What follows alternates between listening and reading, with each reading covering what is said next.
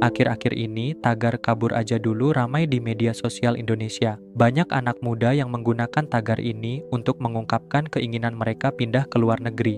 Tapi mengapa begitu banyak generasi muda yang ingin meninggalkan Indonesia? Apa yang sebenarnya terjadi? Dan apakah fenomena ini akan berdampak serius bagi Indonesia ke depan? Di video kali ini, kita akan membahas apa yang membuat anak-anak muda Indonesia lebih memilih untuk kabur ke negara lain ketimbang bertahan di negara sendiri. Mari kita cari tahu bersama dan simak videonya sampai habis.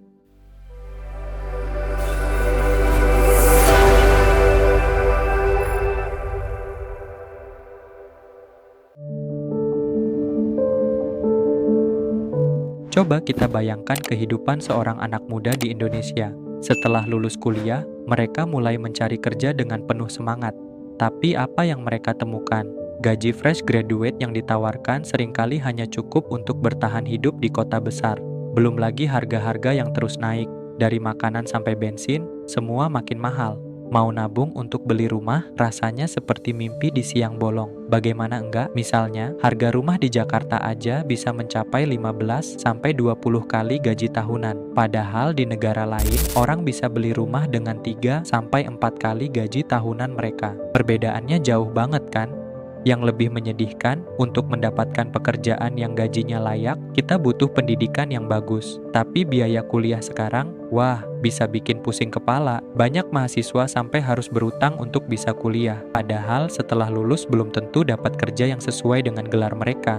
Kenapa bisa begitu? Karena banyak kampus kita masih mengajarkan hal-hal yang sudah ketinggalan zaman. Dunia kerja sudah berubah, sekarang semuanya serba digital dan teknologi. Tapi materi kuliah masih sama seperti 10 tahun yang lalu. Nggak heran kalau lulusan kita kalah saing sama pekerja dari negara lain.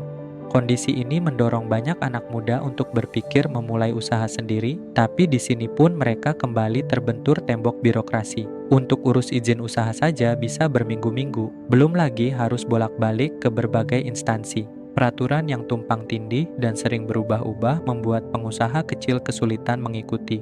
Beban pajak dan retribusi yang bertumpuk-tumpuk juga memberatkan, dari pajak pusat sampai daerah, dari retribusi resmi sampai pungutan dari ormas. Belum lagi ketidakpastian hukum yang membuat pengusaha tidak bisa merencanakan jangka panjang dengan tenang. Yang menyedihkan, kondisi ini justru membuat banyak anak muda enggan berwirausaha dan lebih memilih mencari aman dengan jadi karyawan. Padahal kita butuh lebih banyak pengusaha muda yang berani berinovasi untuk menciptakan lapangan kerja baru. Dan seolah semua tantangan pendidikan dan ekonomi belum cukup, kita juga harus menghadapi masalah lingkungan. Coba lihat Jakarta, udaranya termasuk yang terburuk di dunia. Kalau hujan sedikit, banjir di mana-mana. Belum lagi eksploitasi sumber daya alam yang ugal-ugalan, yang nggak hanya merusak alam Indonesia, tapi juga hanya menguntungkan buat segelintir orang aja. Sebenarnya semua masalah ini bisa diselesaikan kalau pemerintah punya kebijakan yang tepat. Tapi apa yang terjadi? Hampir setiap hari kita dengar berita tentang korupsi. Kebijakan yang dibuat juga sering bikin bingung. Kadang menguntungkan pengusaha besar, tapi malah memberatkan rakyat kecil. Mau urus surat-surat di kantor pemerintah, siap-siap saja bolak-balik dan antri berjam-jam. Padahal di negara tetangga, semua bisa diurus lewat handphone. Nggak perlu repot-repot ke kantor, nggak perlu buang-buang waktu. Maraknya kasus korupsi dan kebijakan yang dianggap tidak berpihak pada rakyat membuat banyak orang kehilangan kepercayaan terhadap pemerintah. Mereka merasa bahwa kondisi di dalam negeri tidak akan membaik dalam waktu dekat. Hal ini semakin memperkuat keinginan untuk mencari kehidupan yang lebih baik di luar negeri. Negara-negara seperti Australia, Jepang, dan Singapura menawarkan kualitas hidup yang lebih baik, gaji yang lebih tinggi, dan kesempatan pengembangan karir yang lebih luas. Hal ini membuat banyak orang tertarik untuk mencoba peruntungan di sana. Bahkan, ada beberapa kisah inspiratif yang menunjukkan bagaimana orang Indonesia gagal dan ditolak di negaranya sendiri, bisa sukses di luar negeri meski menghadapi tantangan besar. Salah satu contohnya adalah Rosita Baptiste, seorang perempuan asal Indonesia yang sukses menjadi letnan kolonel di militer Amerika Serikat. Meski menghadapi tantangan tinggi badan, Rosita tidak menyerah. Setelah pindah ke Amerika pada tahun 2000 dan gagal beberapa kali dalam ujian, ia akhirnya berhasil mendaftar dan memilih berkarir di militer Amerika. Rosita pernah bertugas di Irak dan Kuwait dan menjadi komandan peleton yang memimpin ratusan tentara. Ia menekankan bahwa dalam dunia militer, kemampuan fisik dan kecerdasan lebih penting daripada persyaratan tinggi badan. Contoh lainnya adalah Raihan Fahrizal, seorang model asal Bandung yang sempat ditolak di Indonesia karena dianggap terlalu kurus. Namun, Raihan justru sukses berkarir di kancah internasional. Ia dipercaya menjadi model untuk rumah mode papan atas seperti YSL dan Louis Vuitton. Raihan mengaku bahwa di Indonesia, ia sering dianggap tidak memenuhi standar fisik ideal, tetapi di luar negeri, ia justru dihargai dan diberi kesempatan untuk berkembang. Kedua kisah ini menjadi cermin yang menunjukkan bagaimana sistem di Indonesia masih sering terjebak dalam kotak standarisasi yang kaku, sementara negara lain sudah lebih maju dalam menilai seseorang berdasarkan substansi dan potensi mereka. Ini mungkin salah satu alasan mengapa banyak talenta Indonesia merasa lebih dihargai dan bisa berkembang lebih baik di luar negeri. Meski demikian, fenomena kabur aja dulu sebenarnya bukan hanya tentang melarikan diri. Ini adalah bentuk protes keras generasi muda terhadap berbagai permasalahan yang mereka hadapi di Indonesia. Mereka bukannya tidak cinta tanah air, tapi justru frustrasi karena melihat potensi besar Indonesia yang belum dimaksimalkan.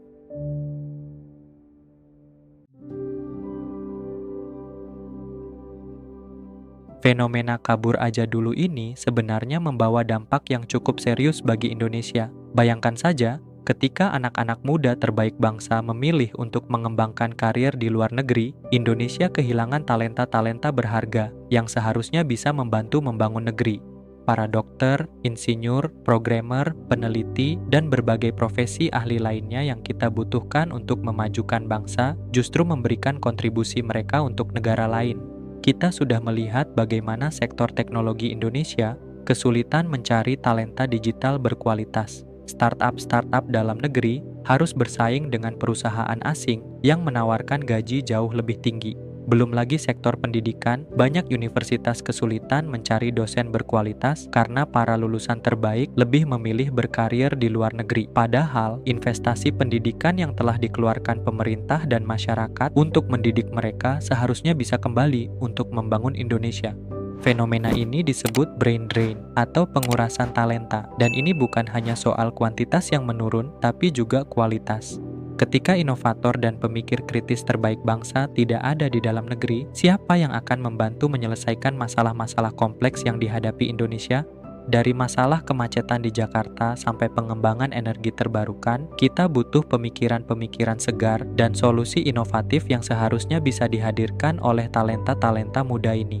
Namun, tidak semua dampak dari fenomena ini negatif. Banyak diaspora Indonesia yang justru membawa pulang pengalaman dan pengetahuan berharga dari luar negeri. Mereka membawa praktik-praktik terbaik, teknologi baru, dan cara berpikir yang lebih maju. Bahkan ada yang berhasil membangun jaringan internasional yang kemudian bermanfaat bagi Indonesia atau mengirimkan remitansi yang membantu perekonomian dalam negeri. Tantangannya sekarang adalah bagaimana menciptakan ekosistem yang bisa menarik talenta-talenta ini kembali ke Indonesia. Beberapa negara seperti China dan India telah berhasil melakukannya. Mereka menciptakan program khusus untuk menarik para diasporanya untuk pulang dan berkontribusi untuk negeri. Mungkin Indonesia juga perlu belajar dari mereka.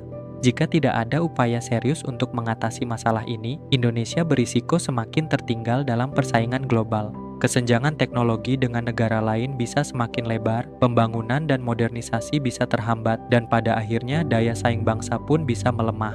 Karena itulah, fenomena kabur aja dulu ini perlu dilihat sebagai alarm yang menandakan perlunya perubahan sistemik dalam berbagai aspek kehidupan berbangsa.